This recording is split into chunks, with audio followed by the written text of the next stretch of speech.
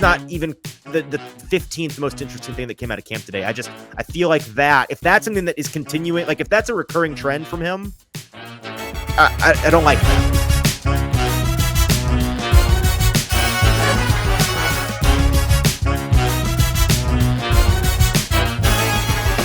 Welcome into the Hot Read Podcast for Wednesday, July the 31st. I'm your host, Easton Freeze, director of published content here at BroadwaySportsMedia.com. We're also brought to you by the 440 Podcast Network. You can follow me on social media at Easton Freeze. I am joined here on our last episode of July. It's almost August, folks, by producer JT, who you can follow on social media at JT_Runke. JT, you and I, just a couple of hours ago, together at Titans training camp, they had the pads on. They did. I mean, it's been what a whirlwind of a day that we had. My first tweet today was a video of them during stretch period today. Mm-hmm. And I believe the tweet said, the Titans are finally in pads for the first time today. And below that, I just put, let's have a day, folks. And right. I would like to think that I didn't want that to be a preview of what was to come, but boy, sure. was that pretty telling that we certainly did have a day out at Titans training camp today. No, the big news of the day leading up to camp was, oh boy, they're in pads. I can't wait to talk about all the things that they did in pads. They were hitting guys. They were tackling guys. You know, there's real football-ish being participated in. And 3 or 4 hours removed from the start of that practice now, actually, just kidding. Many, many more hours than that. It feels like a whirlwind. It's been many hours. A couple of hours removed from the beginning of that practice. I'll give you credit because it was at 8:30 this morning, and then when we were done, it felt like I had spent an entire day already. And I looked up, and it was only 1:30, and I was like, "Oh my god!" Well, and that's the point: is that the fact that they were in pads very quickly became the least of our worries, the least of our troubles. That's not really going to be talked about much today because a lot of other things happened at camp. We had there's some defense to talk about. There's some defensive players to talk about. There's some fighting to talk about. There's a suspension to talk about. We've got it all lined up here for you in the rundown. We're going to be going through everything that happened since we last spoke last Thursday afternoon. The Titans had a stadium practice on Saturday, which we'll hear a little bit about some of the things we heard and saw there. We had Monday assistant coaches were spoken to by the media pool. JT was there in my stead, and he heard from some guys. Going to play some interesting clips from that media availability. And then today on Tuesday, again, the first padded practice, and things got a little bit crazy. We've already got our first fire Brian Callahan take of his tenure fired off. Our buddy Sam Phelan pointed out to us during practice today. Somebody replied to one of his tweets and said it's time to fire this cat. Which, frankly, you know, I'm going to have to support that. I'm going to support that shoot from the hip takery. That is something that, listen, it's bold, it's brash, it's outrageous and ridiculous, and I think I love it. Technically, if you just say that whenever any coach is hired, you'll be right eventually. So it's kind of a, never wrong, just early kind of situation for him. So I respect that one, I think. Here on, July 30th, we're trying to fire the guy. Yeah, I mean, it was an interesting one for sure. After everything that went down, the immediate reaction to everything was a joy to take in. But between the chaos and the fireworks, I think there were a lot of interesting tidbits from today's practice and a couple practices that is kind of showing the formation of this team. And there is a lot to talk about with where this team is headed, and we're starting to see some of the early signs of what parts of this team look like they can really succeed and which parts are kind of falling behind, but maybe not for the worst. Yeah. A number of you already hot in the comments here. Viso came out of the gate early today. This is not even remotely on my radar, but pointing out we're about 35 days. I'm trusting your math on this, Viso. About 35 days until the Best Bet Gauntlet begins again for V3 season number 3. That got the juices flowing when I read that, because that's exciting. Can't wait to be back to our betting ways. If you go off like if you go off like an offshore site, and you technically could argue that the Best Bet Gauntlet starts in 2 days when I end up betting on the Hall of Fame on the game. Hall of Fame game. Please do not. I'll have to. I'm going to call the number for you. If Okay. you end up doing that, please don't place any bets on that. Stoney in the comments saying haircut alert. JT definitely has the fresh cut today. Do you feel it's a good summer cut? You feel a little airier, a little less heavy?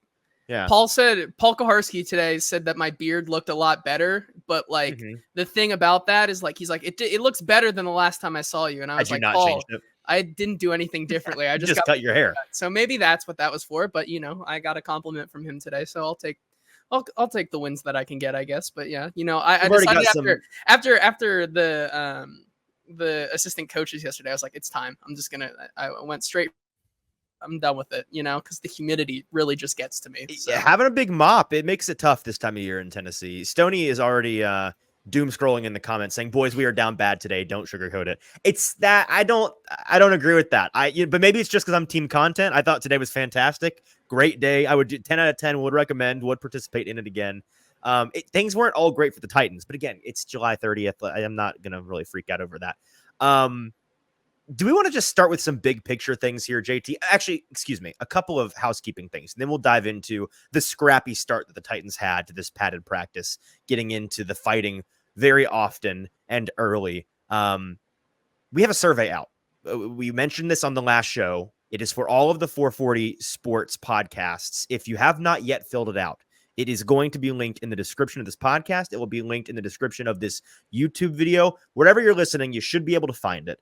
But do us a big favor, and if you're a listener of this show or any of the other 440 properties, really at all, we need you to help us with this survey. It is not for our personal gain as much as it really is just for your personal gain, because we are taking the responses to this detailed survey. It's not that long, but it is detailed, and using it to inform how we do our content going forward. We want to know from you all what you want from us, and so that we can do the things that you want and get rid of the things that you don't want, the things that you don't like. That's what we're trying to do. We're trying to cut away even more of the fluff here on the 440 Podcast Network, and we can't do that without you guys hitting up that survey, filling it out. Takes probably 7, 8, 9, 10 minutes, somewhere in there, and those responses are going to be very helpful to us. We're trying to get a certain number to have a decent sample size, all of those things. So fill out that survey.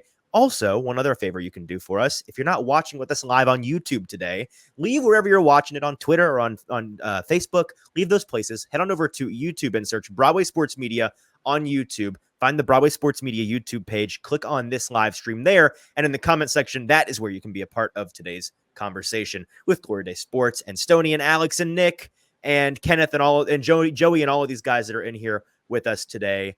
Should be an exciting one. Want to hear your thoughts on what was a pretty explosive day out at Titans practice. Okay, so do the survey, go to YouTube, hit like and subscribe while you're there, and we're good to go. We're off and rolling today with, like I mentioned, a very explosive beginning to the Titans in padded practice. The pads were popping early, and we had a couple of fights out of the gate during the team period, JT.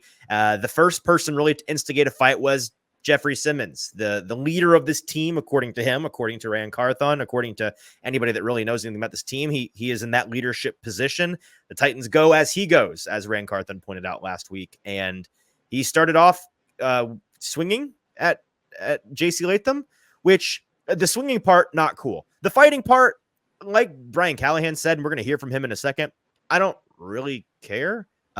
Your first day in pads, there's a lot of pent up frustration and testosterone in that group. All these guys are big men that like to play physical and aggressive, and they're getting after it. And you know what? Frankly, I think if you're not fighting a little bit at training camp, then you're not amped up enough, is my personal opinion. Because every team around the league that is any good and is worth their salt at all, they're fighting a little bit during training. You think the Chiefs aren't fighting a little bit at training camp? They're fighting a little bit at training. You got Travis Kelce throwing punches at training camp. Again, the punching part, bad because, well, bad for you more really because you're going to hurt you're going to hit the helmet and it's going to break your hand. Dumb idea. But also bad for your team because you get ejected for that in the games. And as the refs at practice today said, Simmons would have gotten ejected for that. We'll talk more about Simmons and that whole situation a little bit later in the show. I'm going to have to explain something that should not be difficult, but I'm going to have to spell it out as clearly as possible because I tweeted something about the Simmons thing that happened today and folks took it the wrong way. And JT, I know, already wants to crawl into a ball and leave the show when I do that because he wants nothing to do with this, but I am going to address it. The one thing I want to mention about the fighting, JT, because there was another fight like 3 snaps later that involved Arden Key, and Leroy Watson and Lloyd Cushenberry, like the whole It team, was like half the team, basically. it really felt like just a scene straight out of Game of Thrones. Like they're from like 7 different media members Bodies there in chaos. caught 7 different fights. Like I think it came down to like what was being reported. Like the first one was like a lot to do with like Jeffery Simmons and JC Latham going at it on that side of the line. But then again, I think Terry McCormick told me that the ref said something about Nick Westbrook-Akine flying in from catching the ball earlier to say something. Like the ref had something to say about him. And then the fight that happened literally the next play, like everybody's talking about Lloyd Cushenberry and Arden, like all these guys on top of each other. But then again, like Mason Kinsey and Rashad Weaver, like I saw them going at it like in a different scrum pile. Like it was maybe we should put it this way. I'm not certain who wasn't involved on the second one. I'm not. It may have been everybody. I'm more uncertain. I'm more uncertain of who wasn't involved than who was. That's for sure. But the reason I bring all of this up, besides it's just funny that they're fighting, is that it did confirm very quickly today that Brian Callahan can get very hot as a head coach. And that was something we kind of questioned early on, like not seriously questioned, like I don't think you can do it, but wondering what's it going to be like when Brian Callahan has to be the alpha in this room, has to be the alpha amongst all of these bigger, stronger, younger men than him. Like when you're a head coach with Mike Vrabel, that was never an issue. Like he's a gargantuan human being with a gargantuan personality and ego. With Brian Callahan, it's a totally different MO. So what was that going to look like? And after that second fight, he screams for everybody within a half-mile radius to hear, I'll paraphrase, can we just freaking practice, guys? Can we do that? Can we practice today? Thank you. That was essentially the message. And that was confirmation very early that there's no problem on that front. Brian Callahan can, in fact, take the reins of the football team when he needs to.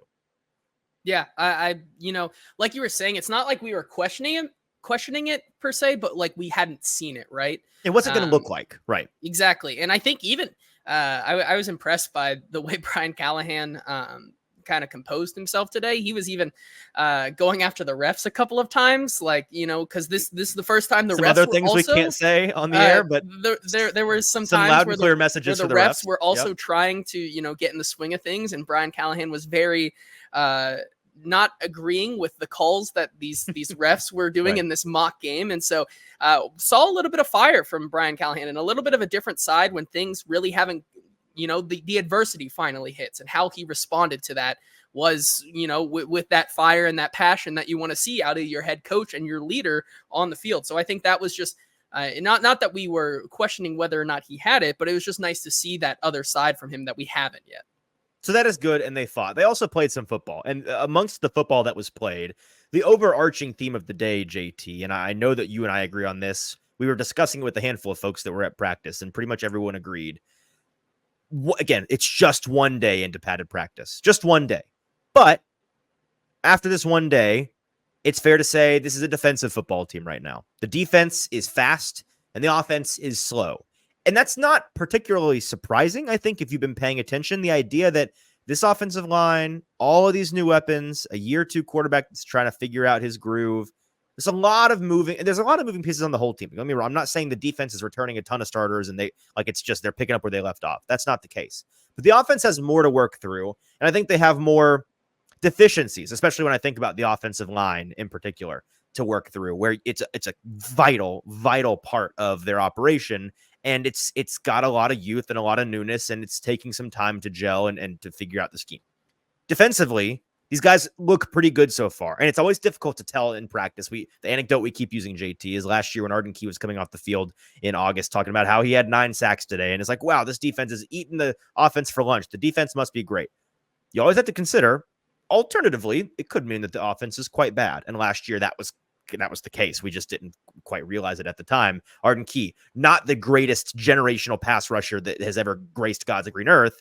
He was just murdering a very, very, very, very, very bad left tackle the Titans were employing. It wasn't like that today, don't get me wrong. But there were some periods, especially the one-on-ones, JT. The cornerbacks, and you're seeing some of those clips if you're watching with us live on YouTube right now. We've got a compilation of today's footage that we got. You're seeing some of those one-on-ones where, for the most part, it was contested catches, and it was contested drops, right? You saw a handful of catches. Almost all of them were contested, and the majority of them were broken up or, just a strong play by the defense to keep the offensive player out of position. Some really good defense from the safeties and the cornerbacks in those one-on-ones. And then even when you got into team period today, JT, I felt like the defense did a really, really good job of containing the offense. And in particular, the secondary playing really tight, really sticky, and the defensive front throwing a ton of different looks at the offense. That is, again, good practice for everybody involved. But I guess what I'm saying is they're not vanilla so far. The defense is already, it feels like, on the 201, the 301 class in terms of them learning their new scheme, and they're not afraid to throw those interesting, complex, very varied things that they've learned at the offense to see how they deal with them. And so far, the offense is struggling. And I think Chef ran in the comments here saying that defense is so aggressive. They want to punk the offense. Like, yeah, that is Denard Wilson's motto. And I think that's what they came in here and to prove. We've talked about this back and forth the last couple of days in practice, but, it seems like the defense continues to come out on top. And I think that is just more of a testament to Denard Wilson's defense, never really stopping and just trying to always be aggressive because that's what they're going to play with. And I think to the offense's credit, I don't think we talk enough about how different of a look and of a scheme it's going to be this season, going from the offense of last year to this new Brian Callahan scheme, and just the amount of new players that each side has a lot of new players, but the amount of just chemistry that needs to be built from this offense, it really just speaks to that this is going to be a slow process for the offense. And it is, it is okay for them to not look like a perfect match for this defense. Oh, and especially on July 30th, right? Again, we've got a whole month worth of practice for them to improve. We may very well be coming back on Thursday, and you'll be reporting from tomorrow's practice, Wednesday's practice, saying, wow, offense really backed up, kind of took the defense behind the woodshed. So it is just one practice, but I think we're going to have more defensive dominant days than offensive dominant days, at least in this first week or two of training camp. Let's hear from head coach Brian Callahan. This first clip today, he spoke at the press conference after practice about the defense coming out strong and having a good day. Here's what he had to say. Yeah, I thought it was good. I mean, we had some good work as the practice went on. They came out of the gates pretty hot and did a nice job that first period. I think we got a good defense. I think those guys play hard. I think the scheme is good. They're coached hard. It's fun to compete against them, and I think that it's going to make us better on offense as well. And I thought offensively we played better as the practice went on too, as our guys settled in a little bit more. You get used to. It's a lot easier to come out on the attack sometimes on defense, and so we settled back in, and I thought did a better job as the practice went along. One of the things that stood out to me most today, JT, as I was trying to visually diagnose what the defense was, or the offense rather, was struggling with, was the fact that they weren't always on time. There was some clunkiness. There was some slowness to the way that they were operating, the processing, sometimes from the quarterback, sometimes from the players trying to get in and out of their breaks and get to their spots wherever they're supposed to be. It wasn't smooth yet. It wasn't silky the way that you want it to be. And when, like you mentioned, I think this is what you were alluding to, with Brian Callahan coming in, there's a level of complexity to this offense where we'll hear from him in a minute. He's going to talk about how they're going to change up the look that they are giving the defense pre and post snap. There's going to be a lot of motion. There's going to be a lot of weird looking sets that are going to be to the offense's advantage once they have them nailed down. But right now, that complexity can kind of keep you from really executing at a high level. So here in this next clip, Brian Callahan, I asked him about staying on time and the importance of that, and how he would diagnose is the wrong word, how he would evaluate how the team has done so far with staying on time. Absolutely. There's been plenty of things that have been really good. I think for whatever reason around here, the bad things get magnified quite a bit, but there's been plenty of really good things that I've been very happy with. And so that's just part of it. We're still growing. We got a young quarterback. We got young linemen. We're still working through the process of it. And so we're on track. We're doing all the things we need to do the right way. And we'll keep coaching and we'll keep improving. So I don't have any real concerns at this point. I mean, we're doing what we're expected to do, I think, for the most part. Okay. So the actual substance of the answer, good. The on-time portion, a fair answer, a fine answer. I don't have anything to add on that front. And I don't know exactly what he meant by this, but I'd be remiss without mentioning it, where he there at the top of the question says, and I guess I'm paraphrasing because I don't know for sure, but it's something along the lines of, for some reason, the negative things get amplified around here. That seems like just a subtle jab at the idea that the media covering the team is too negative. We only focus on the negative things going on, which, if that's his perception, he's entitled to that opinion. I think that's pretty crazy. And again, maybe that's not what he meant, and maybe I'm misunderstanding him. But man, I don't like that. I really don't. And that's kind of going to be a theme today, a little bit of softness from this team that is not, it's not all of them, and it's not across the board. And it may not even be in substantive ways that matter all that much. But there's just been a couple of instances of little things where it's like, guys, let's grow up a little bit. Let's realize the situation that you're in here in Tennessee. One of, if not the softest media markets in the league. And Brian Callahan is coming from a place in Cincinnati. I don't know a ton about Cincinnati and their media core, JT, but I would imagine it's not any softer, any more kid gloves than what the Titans and the Nashville media market has to offer here. I'd imagine some of that Midwest Ohioan ethos. There are some tough cookies in that crowd, and they hold the Bengals to a pretty high standard considering how much success they've had in the past couple of years. I can't imagine he's not used to scrutiny from the media. And so for him to come here, like, I don't get that offhand comment. And maybe it's one that he wishes he could have back. Like, that struck me as weird and a dumb thing to say. I don't know. What do you make of it? It's something to monitor for sure. It's the first time I really feel like that was the first thing that also kind of caught my ear as well. And I said, it's an odd kind of phrasing, because I feel like, it's not true. It's not true. That's what I was about to say. From our perspective, I feel like it's been very objective, at least on our show, and other people's work who I think do really fantastic work around here in and around the Titans. I feel like there has been, we have highlighted the negative aspects of what's going on so far, in saying, the defense may be winning today, the offense looks sluggish, but there's been a reason behind it. It's not because we're just saying it's bad to be bad. It's bad because we understand that it takes, a lot of time and this kind of, through training camp, it takes time to grow into an offense. And so I feel like, from our perspective, it felt a little offhanded, to say that, because I feel like, at least in my opinion, and from what we cover and what we've done here on this show and around the Titans, it's been pretty objective. Well, it's not just that. You're right, 100%.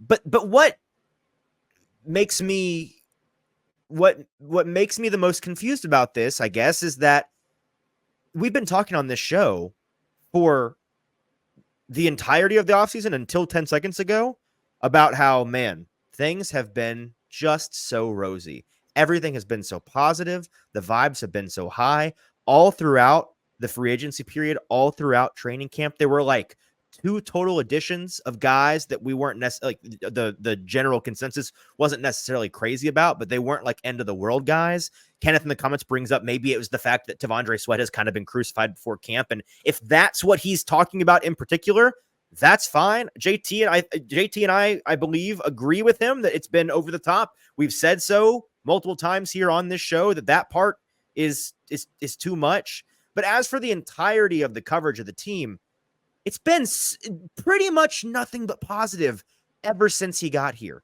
And it's just recently become very mildly negative, in the sense that it's not even negative. It's just critical, maybe is the word for it, that we're now, it's time to see what this offense is made of. It's time to see what this team is made of. And you're using a critical lens to evaluate them. And it's like 4 practices into training camp. So no one is even coming to any broad sweeping conclusions.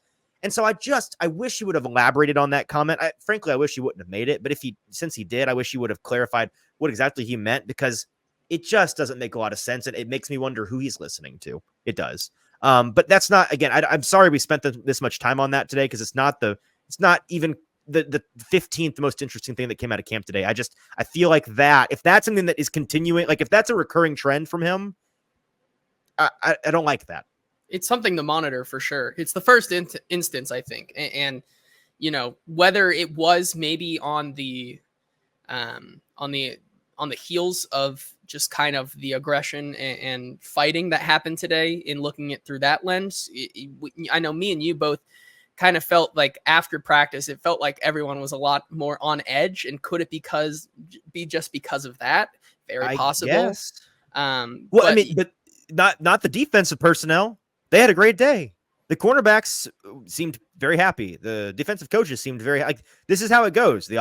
One of the two teams is going to be annoyed and probably come back fighting the next day. It's a back and forth. It's a game. It's a back and forth every single day at practice. The offense versus the defense. The offensive coaches versus the defensive coaches. Somebody's got to win. Somebody's got to lose. And you're gonna, like, I think you're alluding to the fact that it felt like Brian Callahan for the first time at the podium a little bit on edge, which, you know, when Mike Vrabel was speaking at the podium on a day where one of the units was particularly poor, also on edge, as anyone would be. Something at work didn't go well. You're a little bit annoyed. That's normal and fine. It's not about that. It's the fact that you think the coverage of this team apparently is unfair and particularly negative, which is both untrue and an unfair criticism, I think. So, but let's move on because we've spent too much time on this. Back to the actual football here. I want to rewind a little bit to the Saturday practice. There was a period of 11 on 11 where Will Levis really struggled. And I'm just kind of encapsulating the things that have happened since we last spoke here on the podcast that lend themselves to the idea that this offense has struggled a little bit. It was a third down specific period, and that was clarified by Brian Callahan after the practice. So understandable that these reps were designed to be hard, designed to be, you know, you have to get to a certain yardage point and the defense can defend every blade of grass between the line of scrimmage and the first down marker. And that's inherently more difficult than just general 11 on 11 marching up the field. But he had 4 straight miscues, an underthrown interception to Calvin Ridley, a Trey Avery interception, by the way, just who had that on their bingo card, 2 incompletions and then a throwaway. So that kind of was the encapsulation of some of the struggles they had on Saturday. Today, like I mentioned, in the one-on-ones, the cornerbacks were kind of eating the receivers' lunches. Again, it wasn't totally lopsided, but it was definitely a defensive win. And then in team period, it felt a little bit lopsided.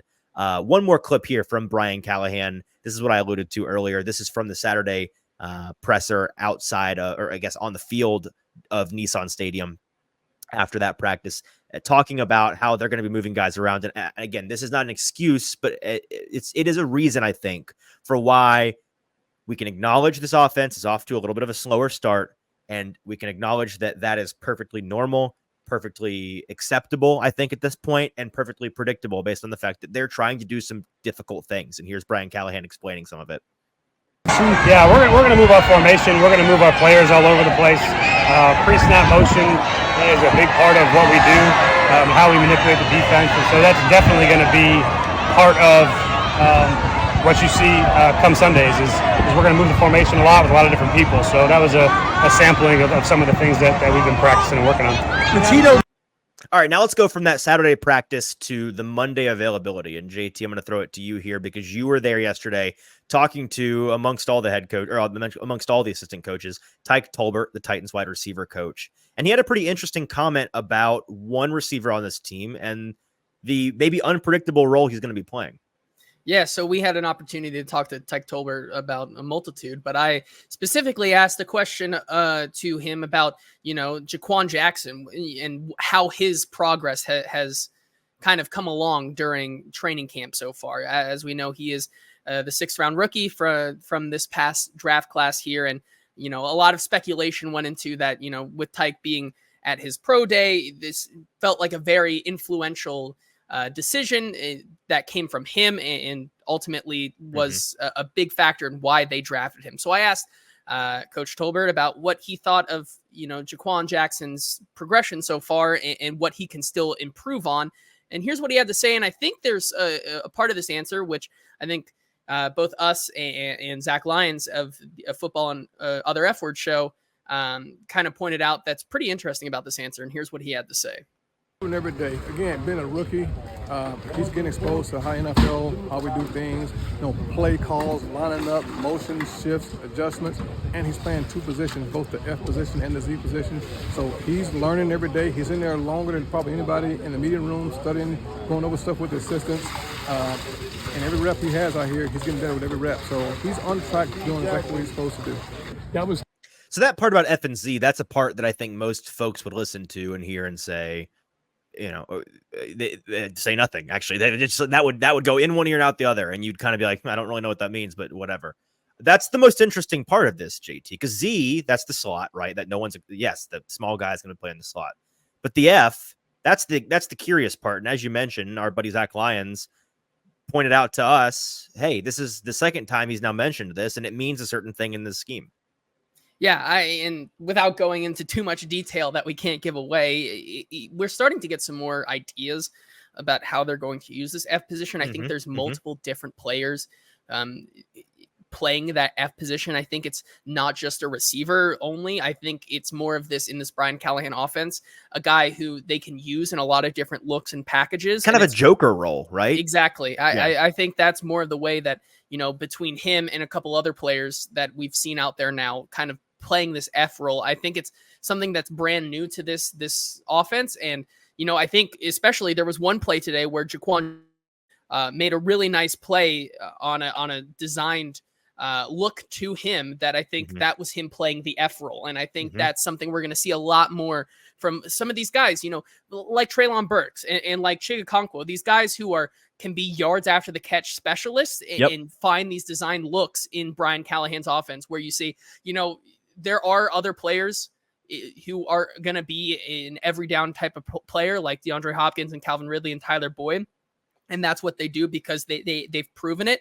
And then you have these guys who don't really exactly mesh currently. We've kind of been asking what is Treylon Burks' role? What is, Chigakonkwo's role? But these are guys who are more rely on their athletic ability than the scheme fit. And I think that's where they're going to, and I think that's where they're kind of trending right now is that these guys are going to play that more type of role that you see these designed looks given to them. And so far, pretty confident and glowing remarks from Tyke Tolbert, talking about how he is in the room, in the classroom more than anybody else. And it seems like they're really high on this guy.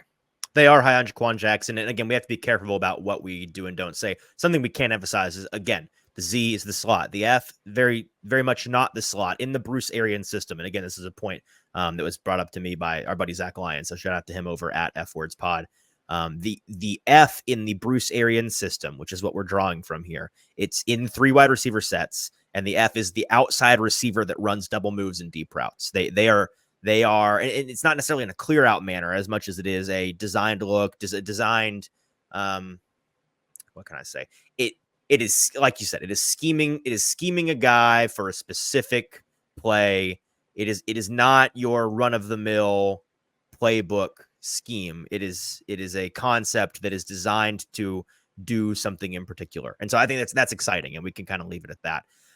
While we're on the offensive side of the ball here, JT, I wanted to hear your thoughts. You spent more time today looking at the offensive line and the defensive line as they were doing some trenches one-on-ones. Got to see some big meaty men pounding meat. Don't write that down in the line pit down there. And you came over to me afterwards and had some choice words about a handful of key topics. The first of which is T'Vondre Sweat. I want to hear your thoughts on him, but at first it looks like we have a clip here actually from Bill Callahan to set us up. His assessment yesterday of NPF and JC. Is that what we're playing? So 2 clips real quick before we get into the offensive line discussion, I think, coming from Monday's practice. Bill Callahan, we got a chance to talk to him about MPF and how he's progressing. We kind of got an update on where he is as being on the active pup right now. And then just a question about how JC Latham is fitting in at that left tackle. We spent all of OTAs kind of saying his transition over to the left side of the line has been good. And now we're kind of checking in on that and Bill Callahan's assessment of JC so far. And so these are those 2 clips here from him yesterday. Hoping he would be back. I think we're going to push his rehab back a little bit to Friday. Hopefully we can get him back and then accelerate from there. Back in Cleveland, I had a number of tackles that, started the year on pup. So it's that situation where it's a fine line. He's getting all the classroom walkthrough type work, but he needs to get on the field and practice, which he'll get to. I'm not concerned about that. More importantly, it's getting him back into a groove where he can communicate and get into his pass sets and get that timing right. That's critically important. I think pretty good. I think right now he's working on all the nuances and all the detail of the spot. There's some things that always come up for rookies that are a little bit different that they haven't experienced. So we're trying to give him as much exposure as we can, and try to accelerate his progress. No, but he's doing well. It's taxing mentally, to absorb the content of all the installations and all the protections and techniques that goes hand in hand. So, I mean, from that, you can definitely see that, MPF looks to return probably, he said, this Friday. So Titans practice on Saturday and Sunday, which may be the first looks we get of MPF with these groups out there on the practice field. I think it does bring up an interesting point that, we kind of before today's practice kind of talked about, is NPF really losing his spot at the front of the line here, at the right tackle spot because he isn't out there. After today, I as one of the few people who are watching the offensive line, defensive line one-on-ones, I feel like I can pretty confidently say that MPF really hasn't lost too much after today's practice. No, don't mince words. That is not what you came over to me. You said it is NPF is winning, and I said, "What do you mean?" And you said, I said by not being out here, by not being out there today, I think MPF pulled back into the pole position, even though Zach Lyons doesn't want me to make that a thing in this right tackle race. He is back. Don't listen to Zach position. Lyons. You do what you want. It was a rough day for the guys rotating in on the right side of the line. I think both in the one-on-ones and then when they got back to team period, I think it was pretty clearly obvious to everyone out there that the right side of the line definitely struggled out there today. And just to be clear, we're talking about John Ojukwu. We're talking about John Ojukwu. Jalen Duncan got some looks in there. Leroy Watson and Garon Christian also shared a few snaps in there on the right side of the line. Even if you look at the guard position, Sadiq Charles and Dylan Radins also, I think, had a pretty rough go of it today against that defensive line, which I think brings up the conversation here that we have to remember that as much as they've looked good without pads on, you have to realize John Ojukwu was a UDFA last year. You have to look at Jalen Duncan, who was a 6th round rookie. You have to look at Leroy Watson, who has been a swing tackle for the better part of his career. Garon Christian, the same thing. These are not the guys who you want to be your stalwart right tackle. They can help in a pinch, but I don't think that they are going to be the answer there. So I think that's why. And more importantly, if they become the answer, it's not going to be now. Like it's going to be a process for all of those guys. They're not far enough along in their development. Yes, and so that's why I believe that MPF, it really is his spot to lose no matter what, depending on whenever he comes back. Bill Callahan kind of talked about, having some of these guys and being in this situation before, having these guys on PUP and still being able to get the most out of them despite missing some time. MPF, 3rd round pick, historically has had some up and down moments, but has shown in the past that he can play the right tackle at a competent level. And I think that is something that, unfortunately for John Ojukwu and John Ojukwu, as we learned the pronunciation this weekend, and Jalen Duncan, be advised, no W in there. He just something that he hasn't had just yet. And I think that right now, MPF coming back, I think he has the most to gain and lose on that right side.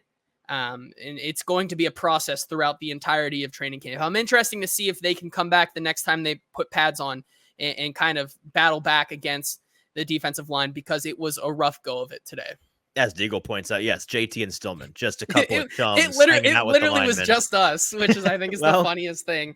2 peas in a pod, you two. Yeah, right? Great company to be in, right? That's right. Of course, the element of what you just said that I think hits the nail on the head is you mentioned the 3rd round pedigree of MPF, and I'm at the point where, and I've kind of been here. I'm pretty confident the Titans internally have been. I think they're banking on MPF. Like, I think that's their plan. And if it's not MPF, they're kind of like, it better be MPF kind of deal. And I think that they're pretty confident in him and his ability. And a big part of that is because when you just take the pedigree, the prospect pedigree of these guys that are competing for that spot, and think about on paper what the maxed out version of them looks like.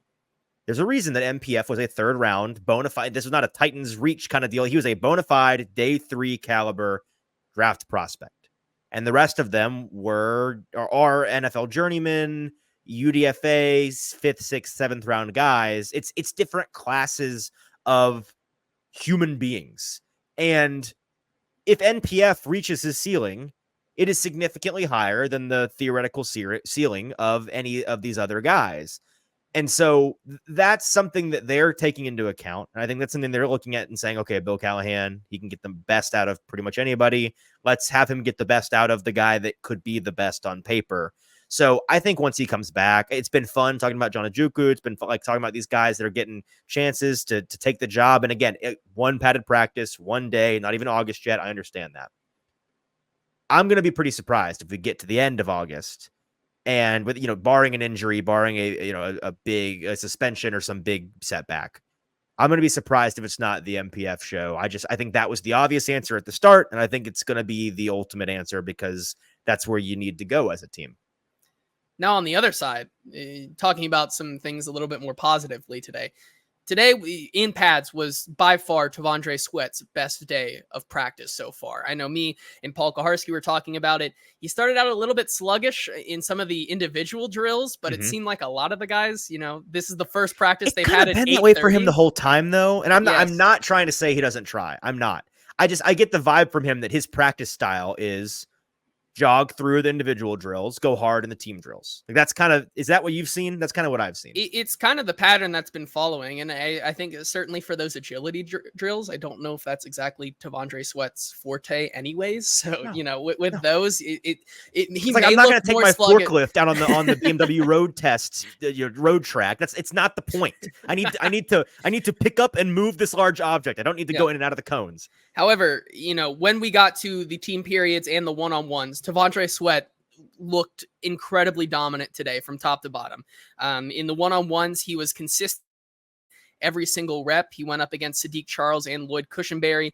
Was the mountain of a man that he was overpowering without those double teams. On the one-on-ones, he was winning very easily, and then even surprised me with I think it was against Garon Christian, but that could be wrong. But he had an incredible swim move where Garon Christian's gonna DM you now and say, "How dare you?" My bad. But he had an incredible swim move today where off the line of scrimmage, I've never seen T'Vondre Sweat have that in his move pool before. It kind of took me by surprise, but that was really interesting to see. New skill unlocked. Okay. With that kind of ability, which was nice to see. And then when we get into team period, a lot of those pockets on first team reps were closing because T'Vondre Sweat was not getting double teamed. Will Levis was being hurried up because of the pressure that was being put on him. And so I think, we were having this discussion based on T'Vondre Sweat's day today,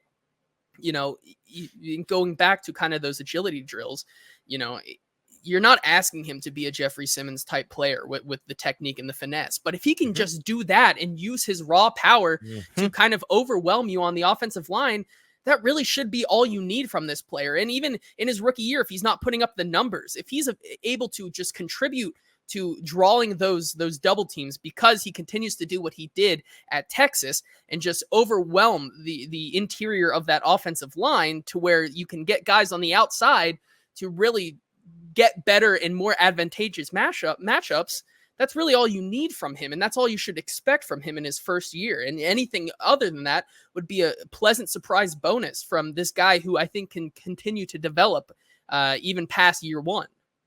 Yeah, that increase in humidity that you're feeling is the sweating from T'Vondre's Sweat haters. They're starting to feel the heat a little bit, I'm afraid. I thought you were talking about mine and my AC being broken right now. That too. The haters and JT for different reasons. The thing that you mentioned, and you basically nailed it there. The thing that I was talking to Paul about today was I think the floor for him is higher than most folks realize.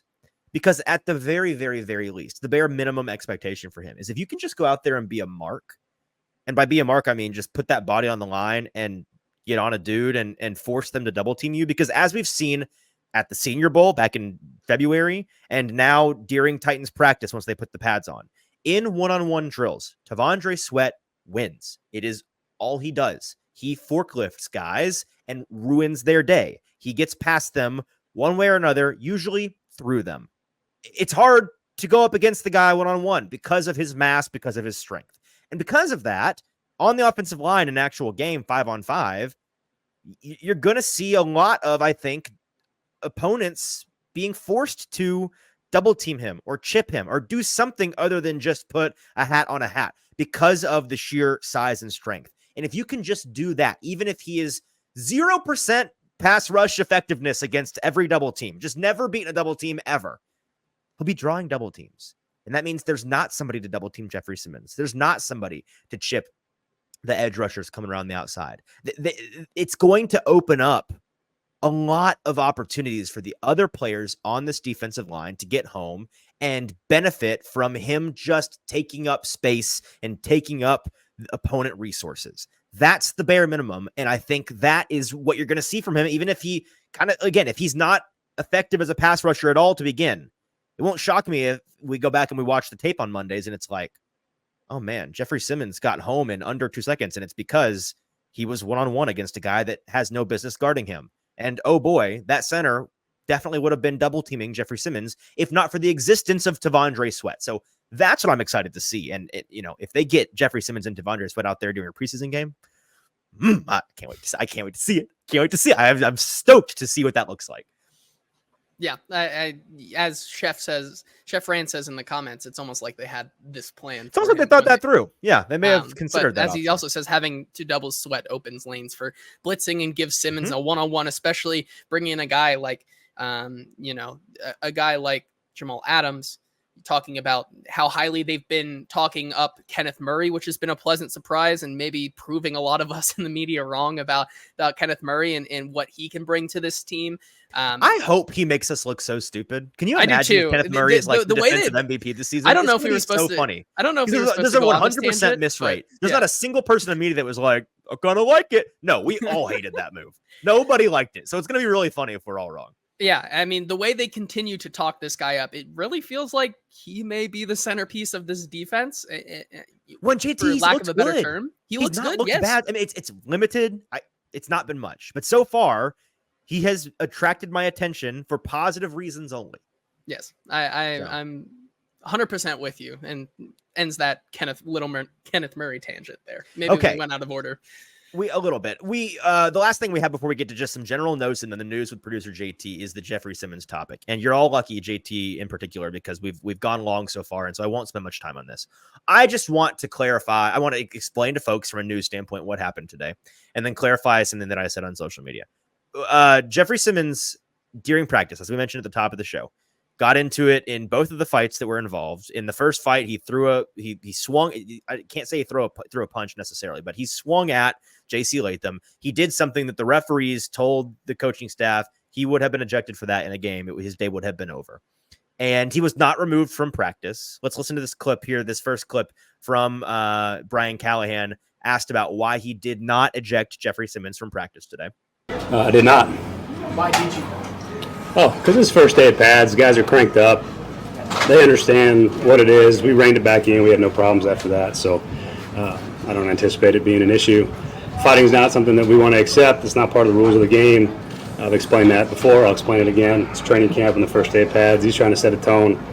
Those things don't bother me so much as long as we know that we got to play within the rules and we got to protect our teammates, and I think we got it figured out after that. So I don't anticipate any further issues with it. Not that anybody's asking me, but I don't care. I don't mind not throwing him out. I will say with Vrabel, he 1,100 billion% would have been thrown out. He'd been sent to the pit at least, a little timeout at least. So just different strokes. I don't care that he wasn't thrown out. It's fine, whatever.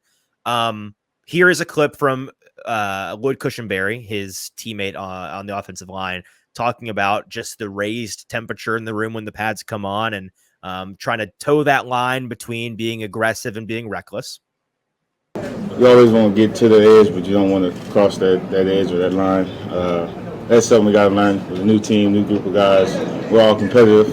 So we're gonna push each other every day. I know, especially up front. So yeah, we're gonna have some battles, but we got to know, man, we throw a punch in the game, and we're out the game, it's over. So yeah, something we got to learn to get better at. Okay, and then after the fighting, whatever, it's, you know, he didn't get ejected, whatever in the game. A number of us that were, live tweeting the event, the media doing their job, talking about what we're seeing, tweeted about how Jeffery Simmons, scrappy early, kind of probably needs to lock in a little bit. You know, that was the wording that was used by Buck Rising in a tweet that ultimately got him yelled at live on the radio. And if you've not seen the video, it's all over social media. Afterwards, Buck is doing his show at the 104.5 tent. Jeffery Simmons comes out of the locker room after seeing this tweet, I'd imagine, if not already being a little bit hot from some things that Buck has said about him on the radio in the past 2 weeks. But the tweet is what sent it off, I'd imagine. And he came over and had some choice words for Buck live on the radio, and there was a whole spat. I'm not going to psychoanalyze what happened in there. They fought about it. Jeffery Simmons left. The funniest part, frankly, is that they were just in the middle of trying to interview Roger McCreary, and Roger McCreary sitting there looking like and sounding like he would do anything, just absolutely anything to be anywhere else but involved in that. So that happened. Now, this is not the first Jeffery Simmons off-field situation of the past couple of weeks. There was also some social media dramatics from the Jamal Adams signing and him getting mad about, again, him seemingly thinking the media is only negative and folks don't trust Rand. And it just, there was a whole thing, a tweet that he sent out, and then it got deleted. And then we tried to talk to him about it at the podium. He said he didn't want to talk about it. There have been some things in the past couple of weeks that have led me to question what's up with Jeffery Simmons. And so what I tweeted, and maybe I should just find it verbatim because people took this largely folks understood what I was saying. So that's good. But there were a handful of folks that took it the wrong way and really blew it out of proportion. But what I said is that, quote, I hope everything in Jeffery Simmons' world is okay. Haven't ever seen him on edge like this. Maybe it's nothing, and this is completely about his feelings towards us in the media pool. But if he's got something going on personally that he's working through, I wish him the best with it. And many folks have been saying to my face and some subtweeting, it's really nasty business to insinuate that he's got something going on at home or got a personal problem or got mental health issues. Guys, I'm not insinuating anything. In the second line of what I said, I made it very clear. He may very well just be really upset about something that is media involved, and it's nothing else. It may just be nothing. But think about when you're talking to a friend, or you're talking to somebody, or a family member, or somebody you know well, and they get really put out or animated or otherwise upset about something that seems kind of weird to you. They react differently to something than you know them to typically react to. Your first thought, and oftentimes your first response is everything okay? Like, are you good? Not in a condescending way, but in a concerned way of, is everything okay here? Is this really about this, or is something else going on? That's the normal, reasonable, rational human response. And as somebody that has interacted with Jeffery Simmons for a couple of years, covered him on the beat for a couple of years, paid very close attention to him in his public life for a couple of years, I know that the media and the way that we've covered him and this team has largely materially not changed all that much in the last 2 weeks as compared to his career as a Titan.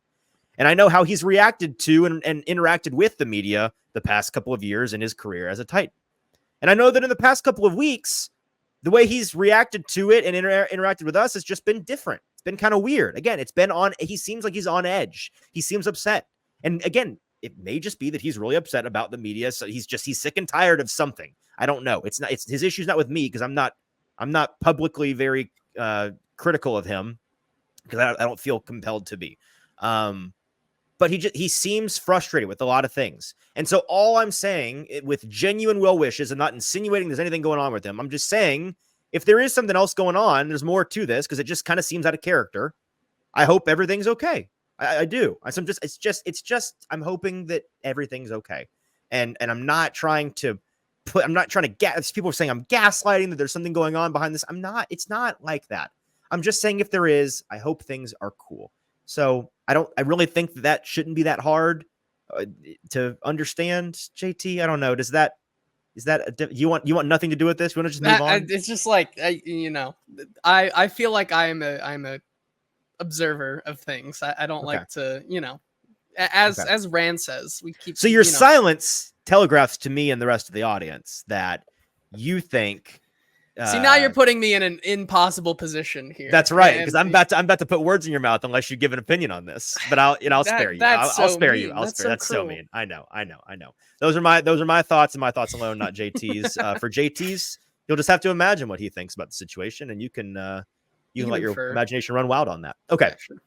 Let's get to some notes, just some odds and ends here on Titans training camp. And again, to put a positive spin on this, I'm going to guess that Jeffery Simmons has talked to, or, has a conversation. He was talking to Rand Carthen after the spat with Buck on the radio.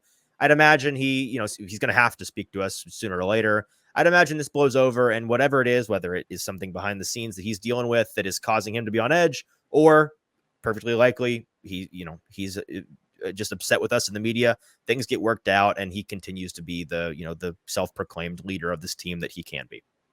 So there's that. Okay. Some notes. A hard turn here. Matthew Jackson. Remember that guy? He's a safety for the Tennessee Titans, and he had 2 interceptions today. JT, you wrote an article over at BroadwaySportsMedia.com that was released this morning, correct? It came out today. Sorry, yes. Baby, I don't know what day it is. That came out today, and you wrote about it was 3 specific guys in the secondary that can step up. I think if you could go back and add another person, maybe you'd add Matthew Jackson to that mix because he looked pretty good today. He did. And, it's a little bit different, right? Because with the safety, they feel like they're all in the mix there.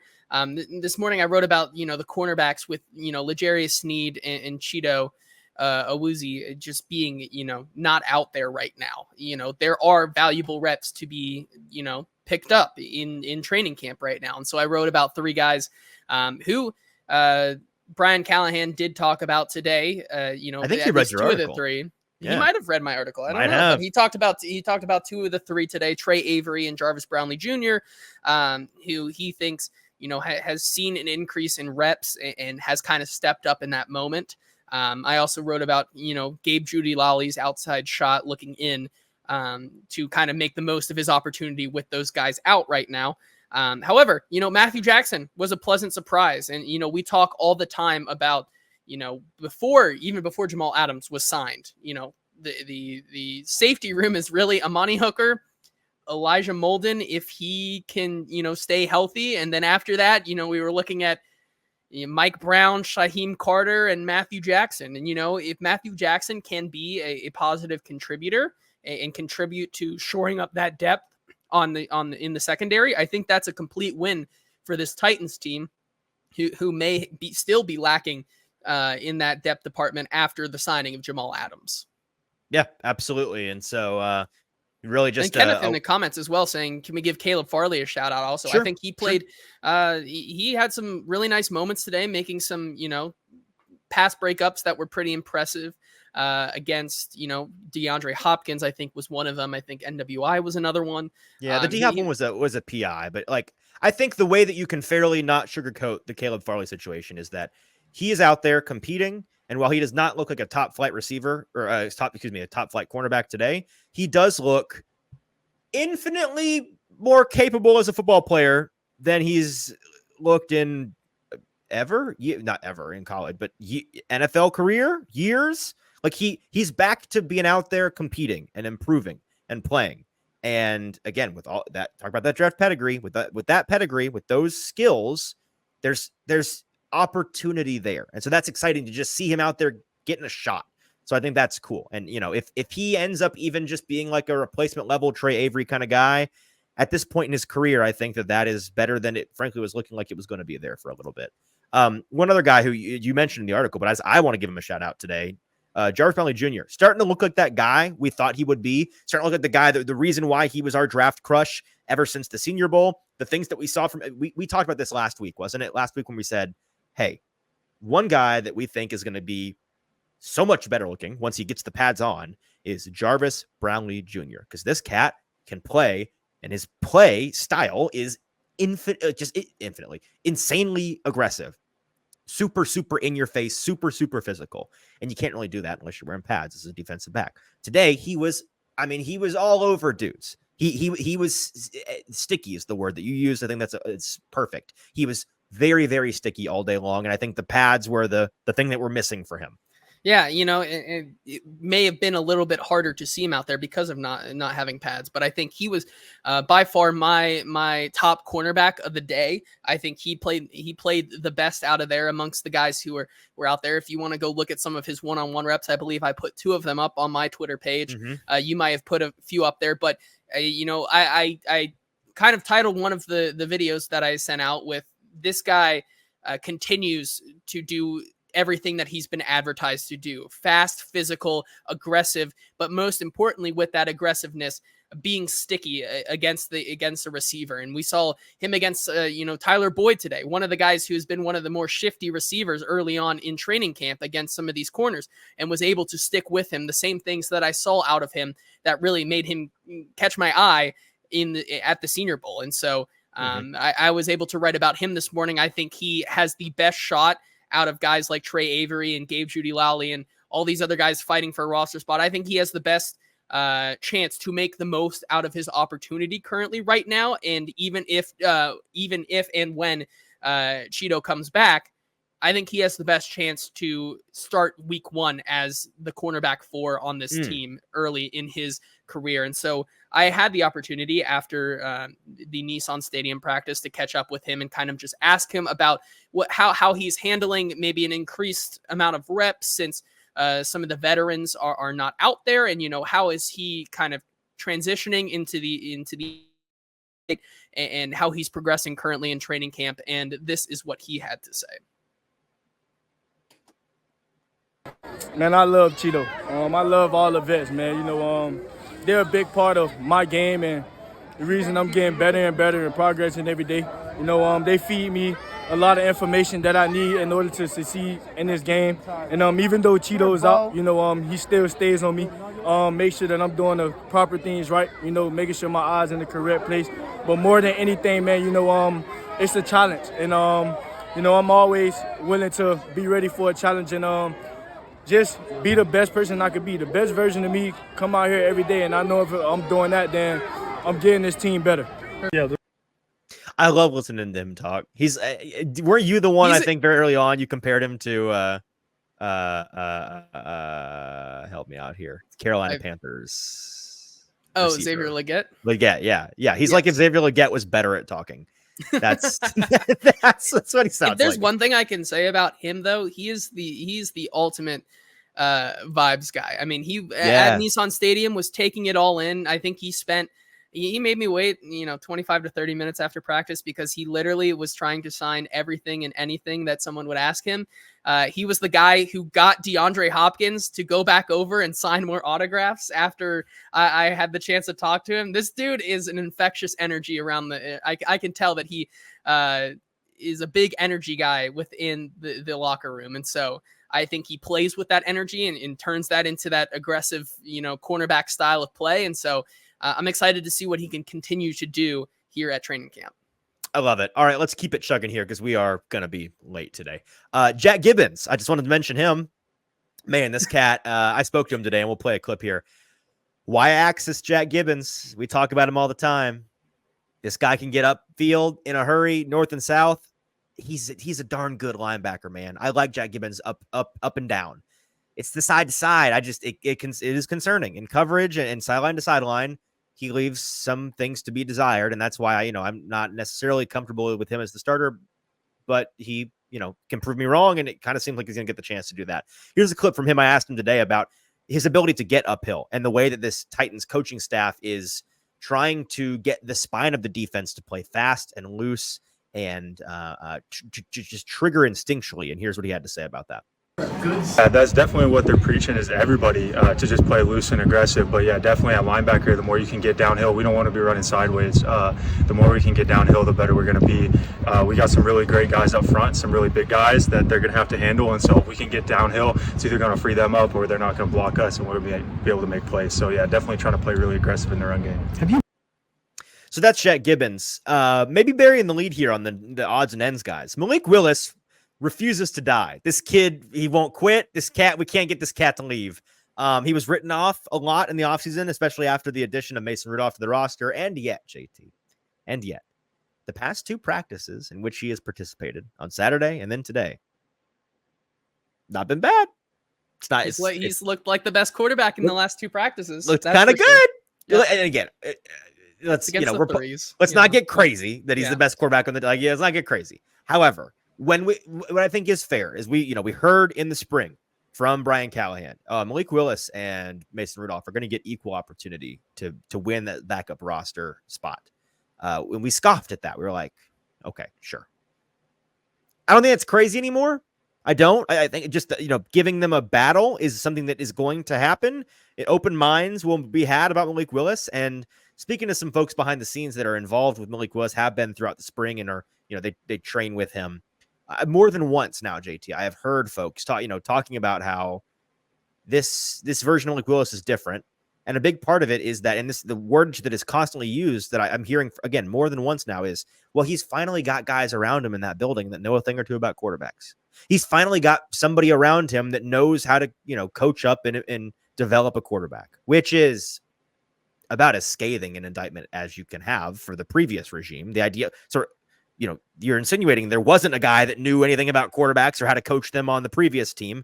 Now that this regime is installed, you've got multiple.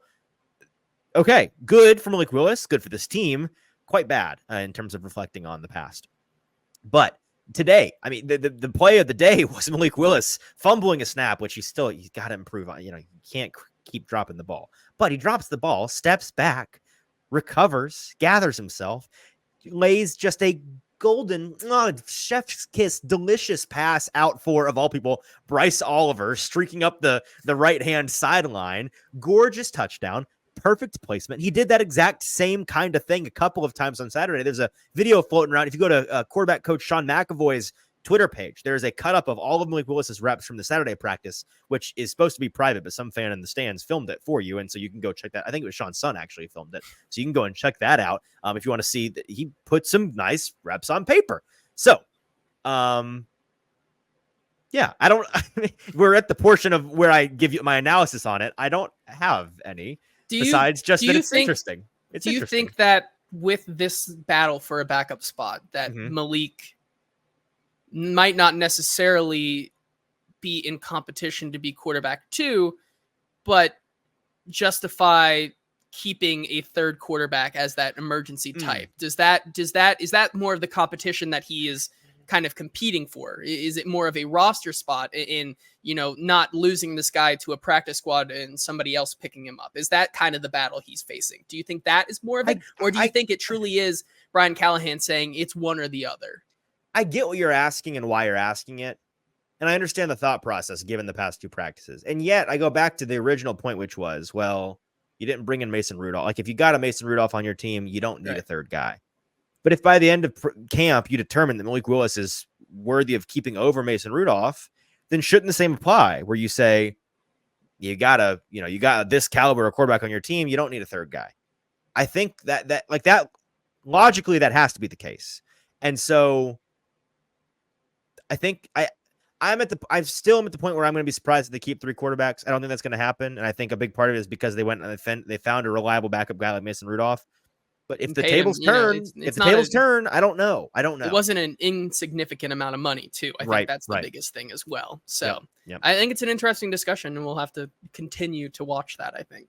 Okay, last little odds and ends here. Some tight end usage. A clip from was this Autry, the tight ends coach yesterday? Justin Autry. Yep. The tight ends coach for the Titans, Justin Autry, spoke to you, JT, about the usage with Chig and with Wiley and how they're going to deploy those guys. And here's what he had to say. Yeah. And then right after that, I kind of asked the same question to Josh Wiley today and just been, what is his focus entering year 2? So first clip, Justin Autry on kind of how they're installing right now and how they're going to be used, since, Brian Callahan has talked about there's not going to be a specific tight end 1 and they're both doing something special. And then kind of like asking, following up with Josh Wiley, kind of what is your focus heading into season 2? So these are these 2 clips. Get installed the same way, and they're expected, let's say a guy's shoelace breaks, the other guy's expected to go fill that shoe. expected to step in for him. But, those guys have both done a great job this offseason of identifying what they need to work on. That was a huge point of emphasis this offseason. Every guy has something to work on, and we had a goal moving towards that to get that accomplished. So both guys had a lot to work on moving into from out of OTAs into training camp, and I've seen a lot of strides. They've done a lot of good work this offseason by themselves, and they're continuing to do it, so I'm very proud of those two. It's just become more clear in the passing game, just details. And I think the coach has done a really good job teaching that, making it make sense. Understanding concepts and things like that. But one thing that I'm really trying to improve on right now is my footwork in the run game. I'm a tall, long guy. I got to stay low. I got to get my feet in the ground. So yeah, those are probably two of the biggest things. Those were those two clips. Okay, nothing to say on that. They kind of front-loaded my analysis there. That's fair. Well, let me give my analysis on the back end here. This is what he had to do, and this right. So, what the point I wanted to make on the tight end front is that between Saturday and today, there was in both practices a pretty healthy dose of Josh Wiley up the middle. They love to use him out of the seam. They love to run him on vertical routes and exploit the spine of up against linebackers, up against nickel corners, and against safeties. The way that frame, that radius, that height, he's just a mismatch physically for guys, and he's athletic enough to utilize that. And I think, again, in the red zone in particular, that is going to be the kind of target they want Will Levis throwing at. And so I think that's exciting. Okay. Let's get to the news here with producer JT, and just a quick break in between. I know we've gone long today. If you're still with us, we appreciate you being here on a long one today. Make sure you're liking, make sure you're subscribing, make sure you're doing all those things. Probably Sports Media on YouTube. Hit like, hit subscribe, hit that link in the bio for the survey. As soon as today's show is done, we need that survey filled out, please and thank you. Okay, now to the news with producer JT. Yeah, starting off here, with the AFC South, there's kind of been a curse on defensive edges. Kind of here with, 48 hours of chaos. Right. I say kind of as I don't know if it's exactly a curse. I don't know what kind of voodoo is going on, but that's my best assumption right now, because 3 out of the 4 AFC South teams have lost a defensive lineman or edge rusher to either suspension or injury, starting off with Denico Autry, who yesterday was suspended 6 games for PEDs. And then Colts veteran defensive end Samson Ebukan, who went down in practice, tore his Achilles, and he will be out for the season. And then in the middle of practice, basically 2.5 minutes, 3 minutes after the gigantic scrum today, it was reported by Paul Kaharski that Arden Key will be suspended 6 games as well. That little snake, he slithered off without anybody noticing him to tweet out that article, and then just came back like nothing happened. And so we're waiting for, I guess, the Jaguars shoe to drop. We're waiting for one of them. Listen, Jacksonville. Jacksonville needs to lock up their defensive end. Jacksonville, heed our warning. Get them in a padded room in straitjackets immediately. Yeah, man. Whatever the voodoo is, it's coming from Jacksonville. Clearly, I think we had the evidence here that is in. True. Yep. Jacksonville comes out unscathed. Maybe it's that coincidence. Maybe it's the drill that Jacksonville does with the mats and stuff. Maybe that's what the skill players doing flips under the mats and Trevor Lawrence still finding a way to fumble teams. That one. Yeah. Yep. Okay. So because where of do we that, start? You want to start with Arden? We should probably focus on Arden. I was going to start with Arden with that one. Obviously a massive blow to a Titans team that really was going to rely on him. We talked, we were saying, outside of Arden Key and outside of Harold Landry, you really need another third guy to step up here. And we were talking about maybe Rashad Weaver or a couple of the other guys trying to make the roster. And so now with Arden Key out of the picture for the first 6 games, and those games that he will miss will be the Bears, Jets, Packers, Dolphins, Colts, and Bills, arguably one of the hardest stretches of their entire schedule next year. The hardest stretch. You're going to need a guy like Rashad Weaver, Shane Ray, Thomas Rush, Caleb Murphy, Jalen Harrell, Khalid Duke to step up. Tasty. Yeah. So the too long didn't read version of that is the Titans probably need to go sign a guy. Like that's fair enough. Because it's like option that is right. It's like, Arden Key, he's out. Well, at least they don't have any depth. That's good. our buddy Zach Lyons tweeted out, he was like, yo, Carl Lawson, you up? Like, that's the text the Titans need to be sending to a guy that we were already talking about. Maybe the connection with Cincinnati. You got Brian Callahan hitting up his line. Does he know, like, is that a guy he's interested in? Time to kick those tires on somebody, because, you know, there have been some positive things. Shane Ray, you know, he was quite good in 2018. Rashad Weaver has shown some flashes, but is he a starter? Thomas Rush, I've been intrigued by him in his second year and the way that he practices, so I'll be keeping an eye on him. A lot of folks are big on Caleb Murphy, you know, JUCO legend, setting the record for sacks in college at a smaller school, and then he comes to the NFL, and it has some flash in the preseason games and all of those things. Jalen Harrell, rookie, you know, you're transitioning him.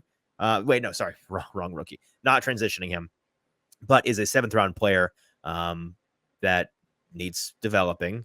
And then Khalid Duke, I tweeted that list out today, and somebody replied to me, who the heck is Khalid Duke? Which is fair, frankly. So yeah, they need somebody to emerge as a viable option. It's open season. The mantle is there for taking. I don't know. Do we have any idea, JT, like who else besides Carl Lawson is available and how much they may cost? Yeah, so I did end up, well, before that, let's hear what Brian Callahan had to say on this. That's right. We do have one great more point. clip. He said something about this. Let's hear that. Let's hear that.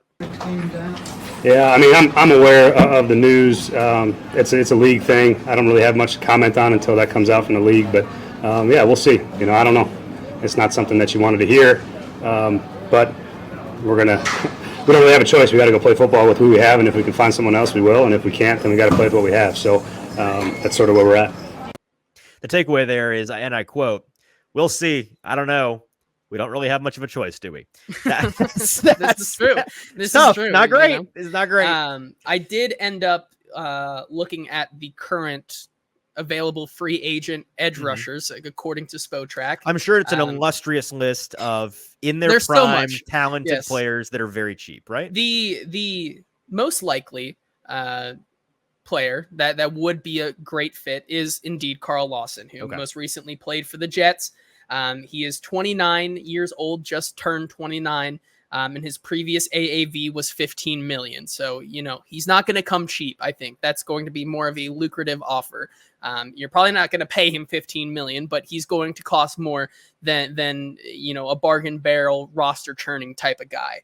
And so then some of the other ones, hey, how about we kick the tires on Yannick Ngakoue? Any hope there? Any interest there? You know, a guy who's also just turned 29. And then you have guys like Charles Harris, Tyus Bowser, Mike Purcell, Rasheem Green, Henry Anderson, Shaq Lawson. You know, not all guys. Brother, this is a nursing home. This is a nursing home. You're listing a nursing home. You're reading me the roster of the nursing home down the street is what you're doing. Yeah, that's essentially what I'm doing, because most of them are 30 or older. So, as Brian Callahan said, we'll find someone. If not, we're just going to, you know, you're going to have to play somebody. So it'll be interesting this may very well end up being the biggest storyline of the training camp, is that, man, this defense is going to be held back by the fact that they don't have guys to rush the passer. And, man, the pressure on the guys in the interior, and by the guys on the interior, also a position they don't have much depth at. It's like, hey, Jeffrey, hey, Tavondre, you two individuals in particular, you got it. Like, you're going to have to play a lot of snaps, and y'all are going to have to work, because we don't know who's going to be rushing the passer besides Harold Landry. And these cornerbacks are going to have to be on an island, locking it down for 2.5, 3.5, 4 seconds on plays, because no one can get home to the quarterback. So, yeah, it's kind of like the way that I think about the Colts right now, and I look at that defense and I'm like, nice pieces, you know, whatever. Who is this, the worst cornerback room in the league? Like, who's playing corner? I'm at that point with the Titans at edge rusher. It's like, this defense is nice. You got some nice things going on here. Who's playing edge? Who's doing that? I don't know. So that's the negative vibe to end the show on today. Do we have any more news, JT? Is that that's going to do it for today. Okay. A good show, a hectic show. Thanks to all of you that were in with this live here. If you're listening to post the post show on YouTube or on podcast, that's great, and we appreciate you being here too. But listen to it live, man. Tuesdays and Thursdays, 4 p.m. throughout training camp. We've got another practice tomorrow. JT, is it padded? Do we know? I don't think so. Okay. I think they'll be out there, maybe in pads. I maybe think not. they'll be We'll out see. there. I think Well, I sure hope they're out there. they'll 'cause be it out is there. scheduled. I don't know if it'll be pads or not. So Okay. Well, JT's going to be there and have it all for you. We'll talk more about that on Thursday. Some other topics that we wanted to get to today that we are putting off to Thursday because it's just too much to get into this already an hour and 20-minute long episode. Don't miss the show then. Thursday, same time, same place. Until then, for producer JT, I'm your host, Easton Freeze. Thank you all for listening. Fill out that survey for us. It's in the description of whatever you're listening right now. Click that link, fill it out, hit like, subscribe, and we'll see you on Thursday.